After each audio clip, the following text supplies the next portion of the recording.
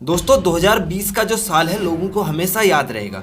ये साल लोगों के लिए एक तबाही बन के आया।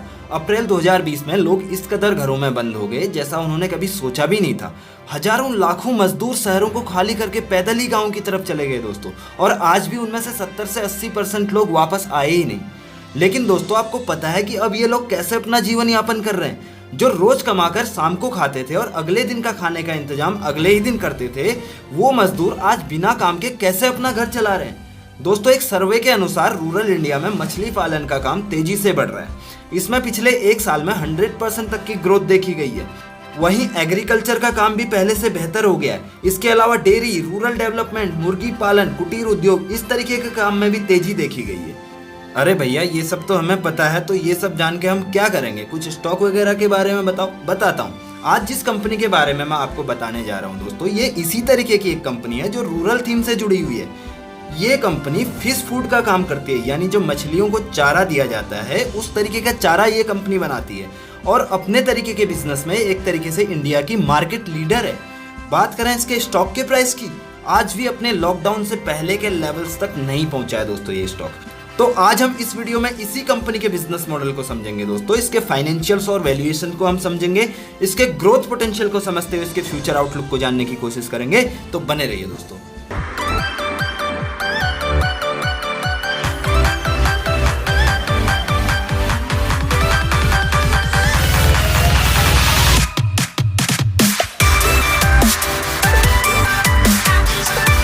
तो हम बात कर रहे हैं दोस्तों अवंती फीड्स लिमिटेड के बारे में। जी हाँ, अवंती फीड्स लिमिटेड।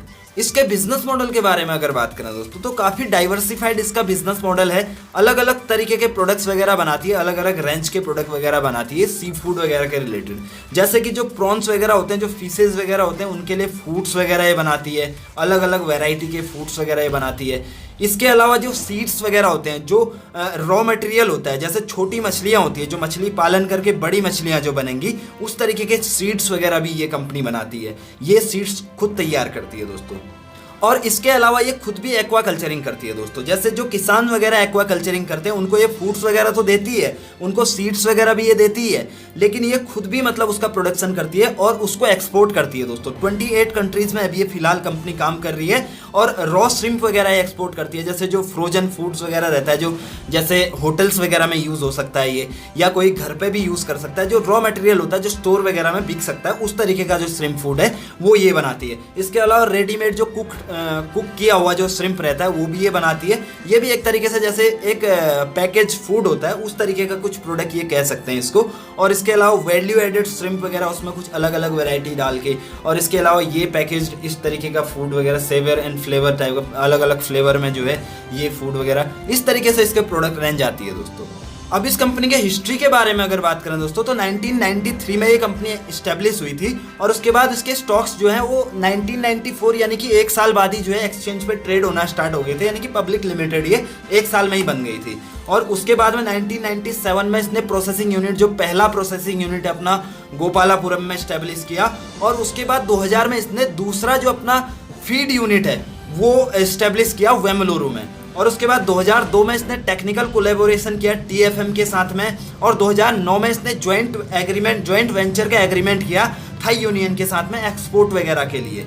और उसके बाद 2010 में इसने अपना तीसरा फीड यूनिट जो है वलसाड़ में इस्टेब्लिश किया, और उसके बाद 2013 में इसने अपना चौथा फीड यूनिट कोवूर में इस्टेब्लिश किया दोस्तों। उसके बाद 2015 में ज्वाइंट वेंचर एग्रीमेंट इसने थाई यूनियन के साथ में अगेन किया फ्रोजन फूड के लिए, यानी कि फ्रोजन फूड जो इसको एक्सपोर्ट करना था उसके लिए इसने ज्वाइंट वेंचर का एग्रीमेंट किया। जिससे क्या होता है, ज्वाइंट वेंचर के एग्रीमेंट से इजीली आप एक्सपोर्ट कर सकते हो, उसमें आसानी रहती है, गवर्नमेंट का कोई रुकावट उसमें होती नहीं है।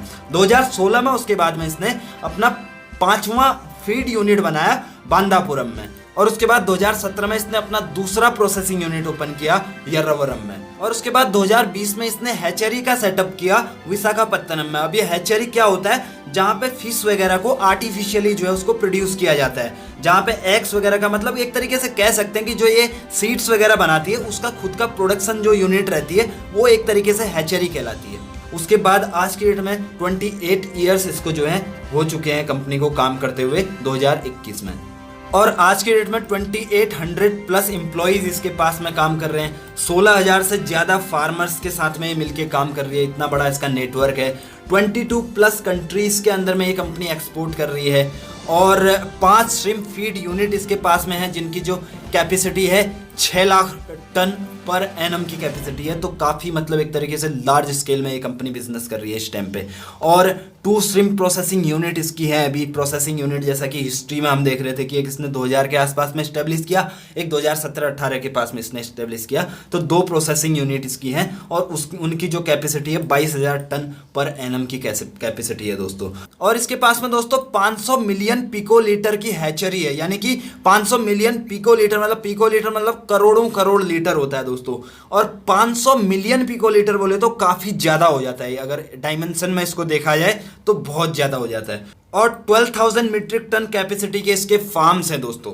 अब दोस्तों बात करें अगर इस कंपनी के मैनेजमेंट की, तो मिस्टर अल्लूरी इंदिरा कुमार इस कंपनी के चेयरमैन और मैनेजिंग डायरेक्टर हैं और इनके साथ में मिस्टर श्री रामचंद्रा राव इस कंपनी के ज्वाइंट मैनेजिंग डायरेक्टर हैं।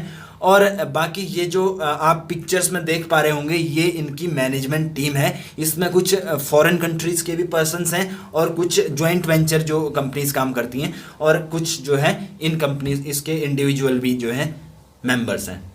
तो ये तो बात हुई दोस्तों इस कंपनी के बिजनेस मॉडल की। अब थोड़ा सा इसके फाइनेंशियल्स भी देख लेते हैं। अवंती फीड्स लिमिटेड कंपनी का नाम है और 655 का इसका करंट मार्केट प्राइस चल रहा है। 665 का इसका 52 वीक हाई है और 410 का इसका 52 वीक लो है। एक तरीके से 52 वीक हाई के पास में ये कंपनी ट्रेड कर रही है। और पी अगर देखा जाए तो 24 का पी है जो कि काफ़ी रीजनेबल पी है।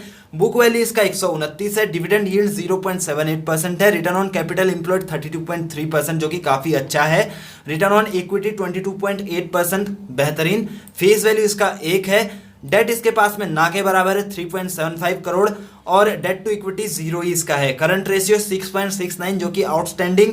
और इसके पास में कैश की अगर बात करें 60.8 करोड़ इसके पास में, यानी कि डेट के मुकाबले काफ़ी ज़्यादा कैश है। प्रमोटर होल्डिंग में चेंजिंग अगर कोई देखी जाए कुछ भी नहीं है। 43.7% का प्रमोटर होल्डिंग इस कंपनी में है। और अब इसकी बात करें अगर क्वार्टर ऑन क्वार्टर की ग्रोथ की, तो दिसंबर क्वार्टर में इसने रेवेन्यू किया था 915 करोड़, जिसके मुकाबले इस क्वार्टर का रेवेन्यू, मार्च के क्वार्टर का रेवेन्यू 1098 करोड़ है। यानी कि रेवेन्यू के मामले में तो ग्रो हुई है कंपनी। नेट प्रॉफिट के मामले में हालांकि कम हुआ है। नेट प्रॉफिट इसका 75 करोड़ से 70 करोड़ हुआ है क्वार्टर ऑन क्वार्टर बेसिस पे।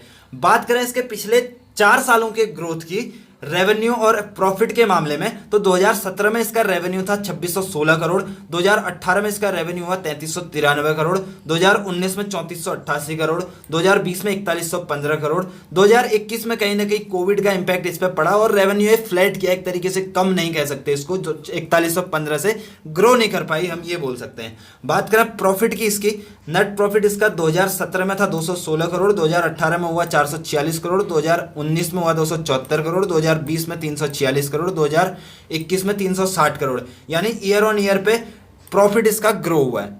और बात करें इसके शेयर होल्डिंग पैटर्न की, तो प्रमोटर का इसमें 43.69% का स्टेक है, एफआईएस का 17.65% का स्टेक है और डीआईएस का 3.13% का स्टेक है, गवर्नमेंट का इसमें 2.72% का स्टेक है और रिटेल इन्वेस्टर्स का 32.81% का इसमें स्टेक है। और पिछले 10 सालों का सीएजीआर अगर आप देखोगे तो दोस्तों 77% इसका है। 5 ईयर्स का 30% का सीएजीआर है। 3 ईयर्स में थोड़ा सा घटा है, लेकिन 1 ईयर का सीएजीआर 33%, यानी कि अगर 10% भी है दोस्तों सीएजीआर तो काफी ज्यादा होता है। बैंक के एफडी से तो काफी बढ़िया रहता है एक तरीके से। और कंपाउंड प्रॉफिट ग्रोथ की अगर बात करें 10 साल में 59% एनुअली ग्रो हुई है दोस्तों। ये काफी पॉजिटिव बात है कंपनी के पास्ट परफॉर्मेंस के बारे में। और एक तरीके से ये श्रिम्प फीड की और मछली के जो फीड वगैरह होते हैं उसकी एक तरीके से मार्केट लीडर है, तो कह सकते हैं आगे भी काफी अच्छा ये कंपनी ग्रो करेगी। अब इसको थोड़ा अदर पैरामीटर्स पे अगर देखें दोस्तों, तो इंट्रिंसिक वैल्यू से ऊपर है कंपनी, एफडी से अच्छे रिटर्न इसने दिए हैं, डिविडेंड देती नहीं है ज्यादा, एंट्री पॉइंट अच्छा है, रेड फ्लैग वगैरह कुछ भी नहीं है। और एनालिस्ट की अगर माने तो 100% एनालिस्ट बोलते हैं कि इस स्टॉक को बाई करो।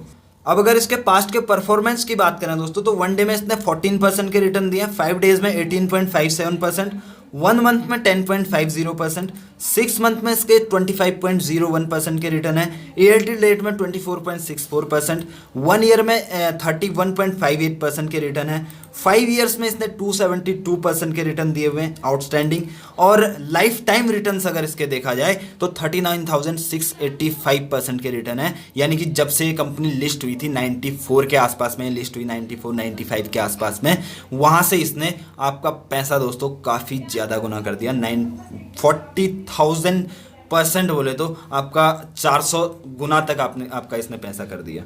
अब दोस्तों हमने इसके बिजनेस मॉडल को भी समझ लिया, इसके मैनेजमेंट को भी देख लिया, इसकी हिस्ट्री को भी हमने जान लिया, इसके फाइनेंशियल्स को भी जान लिया, इसने पास्ट में कैसा परफॉर्म किया हुआ है वैसा भी हमने जान लिया, इसका वैल्यूएशंस भी देख लिया हमने। अब बात आती है कि इस पर्टिकुलर स्टॉक में हमें क्या करना चाहिए। देखो दोस्तों, कंपनी फ्यूचर ओरिएंटेड है, ठीक है। जैसा कि मैंने आपको स्टार्टिंग में बताया कि अभी रूरल एरिया में फिश फार्मिंग का काम काफ़ी तेज़ी से हो रहा है, तो इस कंपनी के प्रोडक्ट की डिमांड तो आने वाले टाइम में काफ़ी ज़्यादा होने वाली है। इसका जिस तरीके का बिजनेस है, इसके लेवल तक पहुंचने में हर कंपनी को काफ़ी स्ट्रगल करना पड़ेगा, और ये जिस हिसाब से कंपाउंडिंग के हिसाब से ग्रो हो रही है दोस्तों, ये वर्ल्ड वाइड काम करेगी आने वाले थोड़े दिनों में, है ना। और इसका टेक्निकली अगर देखें तो आज काफ़ी पुराना इसका लंबा चौड़े टाइम का मतलब ब्रेकआउट दिया है इसने। देखो मैं इस चार्ट को काफ़ी ट्रैक करता हूँ एक्चुअली, तो लाइन भी आपको दिख रही होगी पहले से इसमें पड़ी हुई, तो ये लाइन मैंने डाली हुई थी काफ़ी टाइम पहले, तो आज ये लाइन क्रॉस किया हुआ है। तो अगर शॉर्ट टर्म में भी आप इसमें निवेश करना चाहते हैं, आराम से 20 से 30% के रिटर्न तो ये दे देगी।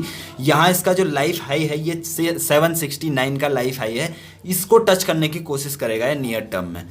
मोस्ट प्रोबेबली 1 महीने के अंदर ही ये मतलब ये लेवल तक पहुंच सकता है, ठीक है। और ये जो इसका लेवल है मार्च, जो इसका लास्ट ईयर का मार्च था उससे पहले का लेवल है, जो लॉकडाउन हुआ था उसके पहले का ये लेवल है, ठीक है। वहाँ पे ये आज पहुंची। हमने देखा है कई सारी ग्रोथ वाली कंपनियां काफ़ी पहले ही उस लेवल को छू के कहाँ आगे अनाप शनाप पहुंच गई है, ठीक है। लेकिन इस कंपनी में अभी भी इतना पोटेंशियल है कि अभी आने वाले टाइम में उनके लेवल तक अगर ये पहुंचती है तो ऑलमोस्ट डबल ये हो सकती है। इतना पोटेंशियल भी इस कंपनी के अंदर में है। जल्दी शॉर्ट टाइम की मैं बात कर रहा हूँ, लॉन्ग टर्म में तो ये काफ़ी अच्छा करेगी। वो हमें पता है जिस तरीके के इसका मैनेजमेंट है, जिस तरीके का इसका बिजनेस है, जिस तरीके का इसका पास्ट की परफॉर्मेंस रही है और प्रोडक्ट क्वालिटी रही है, और जैसे इसने ग्रोथ किया है पहले आने वाले पिछले टाइम में जो टाइम टू टाइम इसने ग्रोथ किया हुआ है, तो वैसे ये जो टाइम आएगा उसमें भी ग्रो करेगी, वो तो है ही है। लेकिन शॉर्ट टर्म के लिए भी काफ़ी अच्छा पिक हो सकता है। बात करें अगर बाइंग लेवल की, तो इस लेवल पे भी आप बाई कर सकते हैं। अच्छा खासा ब्रेकआउट इसने दे दिया है,